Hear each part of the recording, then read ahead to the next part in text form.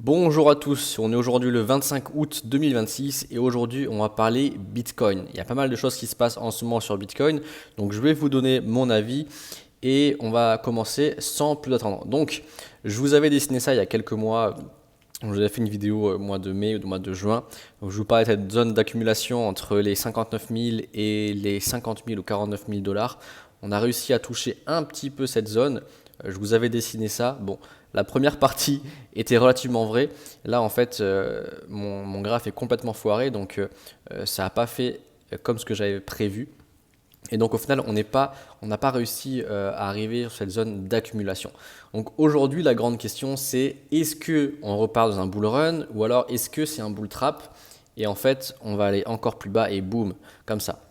Ou alors est-ce qu'au final, c'est un vrai bull run, on a les supports qui tiennent et en fait, on fait des higher high, higher low, higher high, higher low et en fait, on revient à 100K, 120K, 130K, 150K dans les prochains mois. C'est ce qu'on va voir aujourd'hui. Donc en fait, pour moi, c'est très très simple. En termes purement analyse technique, on a ici cette zone des 82 000 dollars qui va justement nous donner notre réponse. Est-ce que c'est le retour d'un bull run ou est-ce que en fait c'est un bull trap? Tant qu'on est en dessous de ces 82 000 et qu'on n'arrive pas à break et qu'on n'arrive pas à maintenir au-dessus des 82 000, pour moi on n'est pas encore dans un bull run. Donc très clairement, on est ici aux 78 000. On voit que depuis 2-3 jours, on a un peu de mal. On a des mèches qui ont essayé à 81 000 et au final, ça a été rejeté très vite. Donc là, vous voyez, j'ai dessiné une ligne ici qui a une résistance aux 79 500. Là, on a vraiment cette zone ici des 82 000. Si on arrive à la break et qu'on maintient le support, que la résistance devient support et qu'on arrive à maintenir, on a un break retest et en fait on a un vrai breakout, et bien là clairement on sera dans un bull market, dans un bull run et en fait il faudra s'attendre à des prix beaucoup plus hauts. Donc première target et puis après bon, j'ai pas tout dessiné mais clairement les 100 000 dollars c'est vraiment ça va arriver vraiment très très vite. Donc ça c'est le premier cas. Deuxième cas, c'est on n'arrive pas à break les 82 000. Hop, on essaye, on reteste, on n'arrive pas. On voit que la structure commence à puer un peu. Et là, clairement, on va revenir au prochain support des 63 000 dollars. Et je pense que là, on ira clairement dans notre zone d'accumulation que je vous parle. Je vous parle de cette zone dont je vous parle depuis un bon moment. Donc entre les 59 000 et les 49 000, c'est pour moi un super prix pour accumuler du Bitcoin pour le prochain cycle haussier. Donc voilà, on va voir comment ça se passe clairement dans les prochains jours. Là, on n'a rien de plus, mis à part que le RSI est clairement suracheté et du coup en fait on a une impulsion de malade. Bien sûr c'est un short squeeze, hein. Tous les gens qui étaient short ici ils se disaient ouais on va aller plus bas, on va aller plus bas, on va aller plus bas, mais en fait ils se sont fait arracher. Des gens qui étaient short sur du levier, hein. Et en fait ils se sont fait arracher clairement. Stop loss ici, stop loss ici, stop loss ici, stop loss ici. Et maintenant la grande question, et ça c'est un truc que je vois sur Twitter, est-ce que ce short squeeze peut vraiment amener à un bull run? En fait à la base c'était juste un short squeeze et au final ça va peut-être créer une impulsion qui aura créé le bottom générationnel ici et qui va nous faire arriver sur un bull market dans les prochains mois, dans les prochaines semaines et prochains mois. Donc clairement on va voir comment ça se passe. Je vous ferai une vidéo si on arrive à break les 82 000. Si on rejette pareil les 82 000, je vous ferai une vidéo et je vous dirai qu'est-ce que je ferai moi personnellement.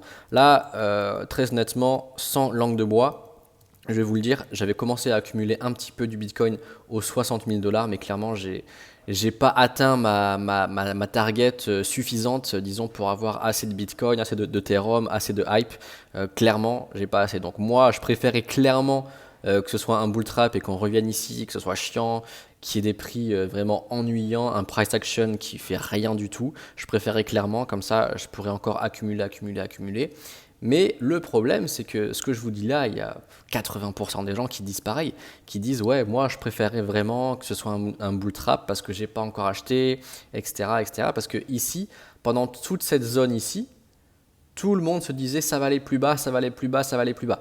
Donc je ne vais pas acheter aujourd'hui parce que dans tous les cas ça ira plus bas, on va aller aux 50 000, aux 40 000, etc.